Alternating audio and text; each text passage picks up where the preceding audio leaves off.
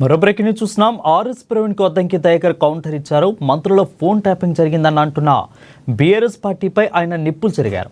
Rahul Gandhi phone ఎందుకు monitoring చేశామో చెప్పాలని అన్నారు.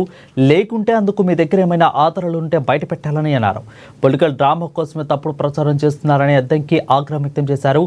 ఆధారాలు లేని విమర్శలు చేయడం ఆపాలని బీఆర్ఎస్ పార్టీకి ఆయన హెచ్చరించారు.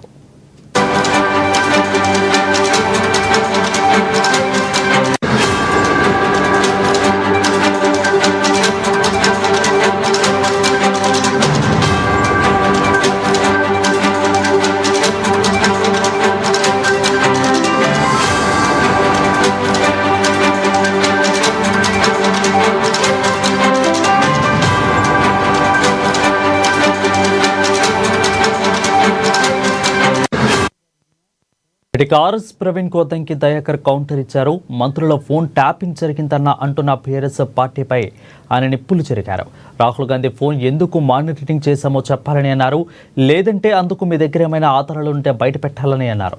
పొలిటికల్ డ్రామా కోసమే తప్పుడు ప్రచారం చేస్తున్నారని అద్దంకి దయాకర్ ఆగ్రహం వ్యక్తం చేశారు. ఆధారాలు లేని విమర్శలు చేయడం ఆపాలని బీఆర్ఎస్ పార్టీకి అద్దంకి దయాకర్ సూచించారు. పోలీస్ అధికారిగా పనిచేసిన సోదరుడు మిస్టర్ ప్రవీణ్ కుమార్ గారిని రంగంలోకి దించింది. ప్రవీణ్ కుమార్ గారు ఎవరయ్యా అంటే మళ్ళీ నా ఫోన్ ట్యాప్ అవుతుందని చెప్పి పదే పదే మీడియా ముందు మనోడు మొత్తుకున్న దాఖలాలు ఇక్కడ కనబడుతున్నాయి. నా ఫోన్ ట్యాపింగ్ పై కోర్టులోనే తేల్చుకుంటా, ఐఫోన్ హ్యాక్, నా ఫోన్ ట్యాప్ చేస్తున్నారు.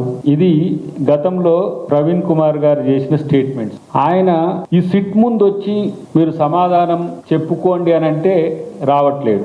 గతంలో వారు చేసిన స్టేట్మెంట్స్ దృష్టిలో పెట్టుకొని సిట్ తనకు పంపించి ఉంటుంది. కానీ దాని ముందుకు పోవట్లేడు. కానీ ఈ ప్రభుత్వం ఫోన్లు ట్యాప్ చేస్తుంది అని చెప్పి కొత్త ఒక ప్రతిపాదన లాంటిది ముందుకు తెచ్చిన పరిస్థితి. ఇది ఏంటంటే కేటీఆర్ ప్రాపగండా టీంలో ప్రధానమైన సభ్యునిగా మనోడు చేరినట్టుంది. నేను అనుకుంటున్నా కేటీఆర్ని అయితే ఎక్కడో ఒక దగ్గర చూపించాల్సిన అవసరం ఉందని పదే పదే మేము మొత్తుకుంటున్నాం. ఎందుకంటే ఆయన మానసిక స్థితి పదే పదే మారిపోతున్న క్రమంలో మనోడు కూడా ఆ బ్యాచ్లో చేరిండా, తనకు కూడా ఏమైనా మానసిక స్థితి బాగలేదా అనేది తెలుసుకోవాల్సిన అవసరం ఉంది. ఒకవైపు గత ప్రభుత్వంలో జరిగిన ఫోన్ ట్యాపింగ్ కు బాధితుడు నువ్వే.